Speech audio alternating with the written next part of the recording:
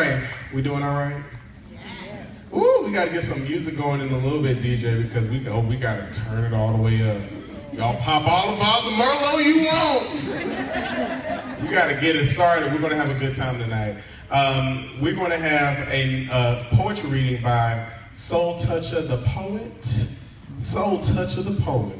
I like that name already. That's good stuff. Y'all give him a round of applause.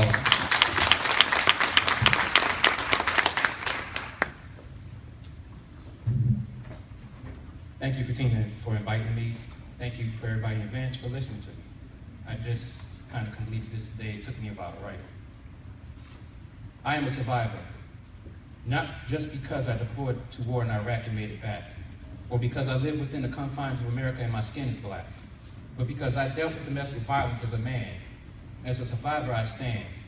Men, we must break the misconception because silence is an affliction that causes a deeper pain and a deeper shame. As I look into your eyes, you look into mine, seeing through the lies. A man that isn't able to step past his pride is dying inside. I need to speak out. I was a victim of abuse. I needed to speak out, even though it was hard for me to speak my truth, because every punch or scratch to the face opened a new pathway of hurt to my soul. I'm feeling strong now, so I think. But I've turned many blind eyes so no one could see the discoloration which left my heart blurry.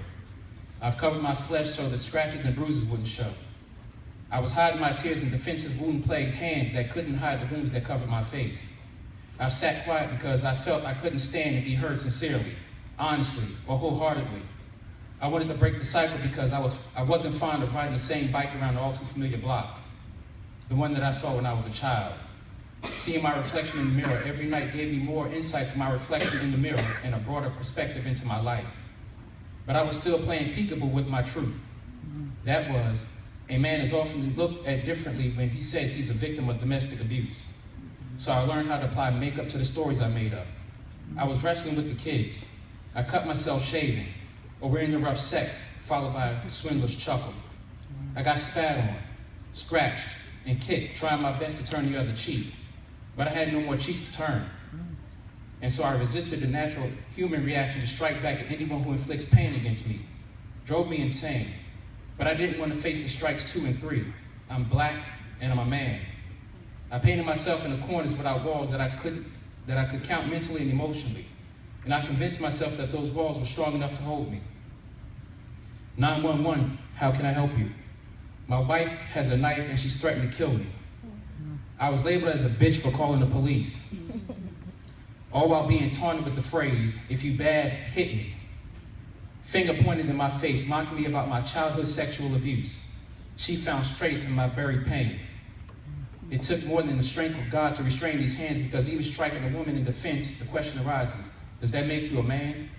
Through my candor, I've combated degrading bouts of slander from serious situation and faced a double standard because I was held accountable for how she was treated by her previous transgressor. Added to the stresses of failure, the desire for success in a marriage outweighs the common sense notion to leave. The peace orders meant nothing when sympathy set in. I became a glutton for punishment because I believe God protects idiots along with babies and fools. But I wasn't an idiot. I just fought for a marriage that should have been free. I needed to be free. The totality of the abuse that I endured weighed heavy on me. It drove a wedge between me and my sons. Even friends parted ways like Moses parted seas. I was blinded by her ability to affect me emotionally. Even though I couldn't see clearly, I wasn't able to see. The first time I knelt, it was to my oppressor. But God gave me the strength to break those bonds placed upon me. The last time I knelt, it was to Jesus. And then I stood. I opened my mouth and spoke. I uncovered my flesh and looked at the world as the world looked at me. The more I exposed my life in her prison, the more I saw her trapped in it. Still, some days I feel like I'm in it. I was able to walk away and end it. Thank you.